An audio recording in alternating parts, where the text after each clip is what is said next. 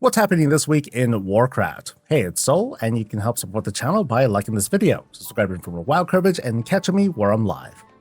The Midnight Beta begins Tuesday, and you know, it's pretty ballsy of them to give us not just a date, but a countdown. It looks like it's all going to happen noontime Pacific, and what you want to do beforehand is double check your BattleNet client here and select game version and account. You'll want to find where it says Midnight Beta, and if it's there, make sure it's downloaded. From the feel of it, folks who pre-ordered the Epic Edition of Midnight should be in. I can't say that with absolute confidence, and I'm crossing my fingers. Meanwhile, you can still opt into the beta from the WoW website if you did not pre-order. Realms may open up around noontime, but a little bit before that, a new Twitch drop will activate for a purple jumpsuit. Join any WoW streamer for 4 hours as we see if Realms actually spin up. I'll be here for the festivities, or the waiting, or both. The stream will start 8:30 in the morning Pacific, but come by, say hi, and get your job. Once Realms are up and get in for the first time, this is for newcomers, you'll probably be sent to the character select screen. You can make a new character to try out the new introduction, but if you want to jump straight into the more high-level Midnight stuff, back out once and use the template character here to make a starting character for Midnight. If character copies are possible, the button might be nearby too. If so, be sure to copy your keybind and account data over as well to at least get a good chunk of your warband progression sent to the beta. Now, not all of it's going to import over very cleanly, so don't get your hopes up. Most content in the 12.0 will be available, from leveling to class changes, the Harroneer race, and player housing. In a later week, or when it's ready, we can expect Raid and Mythic Plus testing, season difficulty delves, additional UI updates, and the all-important transmog menu update. I'm hoping we see test vendors to check out professions. I'm loving my housing, but my bread and butter of beta testing is with learning the ins and outs of professions, so I can pass this knowledge off to you. I hope to do a better job of helping you folks understand the little things so professions can feel as easy and manageable as I do, as hard as that might be to believe. The Legion Remix enters the second week of this phase, featuring the Tomb of Sargeras raid, Legion invasions, and the Broken Shore. I hope you guys didn't get thrown around too much during the Kill Jaden fight. As of now, the power-up meta has been pretty well established. You just want to progress to where you can get into Mythic raids because it's like the fastest source of, well, pretty much everything.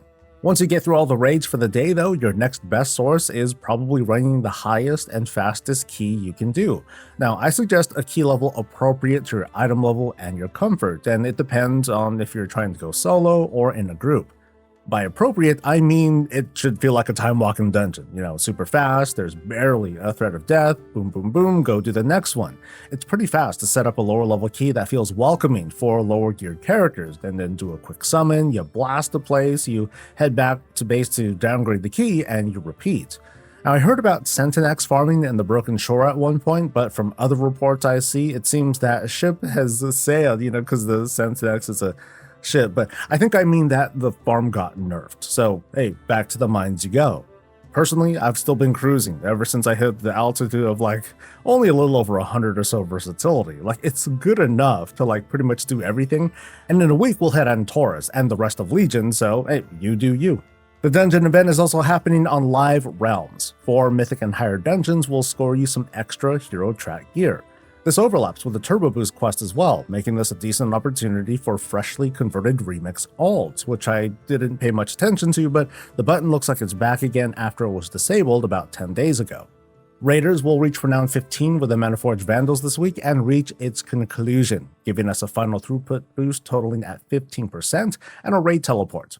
Quick feedback, I enjoyed this Renown more than Undermine. There were good improvements from the last time, including the shorter track. The small secret for obtaining the mount was also a nice touch. Cooking Impossible is the brawl, and over in Mythic Plus World, it's a fortified tyrannical week, and let's see if the Xal'atath affix is ascendant. This is the one where you strap on that AoE crowd control and make sure to get them balls for a buff or else. The Midnight Beta is bound to suck up most of the oxygen this week, not just because it's happening, but because there's a fair likelihood we'll see more data mined stuff to give us more info on new features and maybe artwork. Most eyes are going to be on the UI over the coming weeks as players are getting more and more anxious over how gameplay is going to shift and change going into Midnight. I can only put up so many houses and housing hype to block that view. For now, that's it, and as news breaks, I'll be racing to put my foot in my mouth. Please like this video, subscribe for more WoW coverage, catch me live on Twitch for the drops this month, and I'll catch you later. stay safe, stay healthy, and stay breezy. I'm done hiding, it's my time, my copium-filled belief. It doesn't matter if it's true that I can't sing. We're gonna farm, cause it's our mission. Jump in the dungeon and rag it, time it's gonna be epic. Whoa, pump, hit every cooldown. Dive in and don't regret it, 11s are gonna be avid.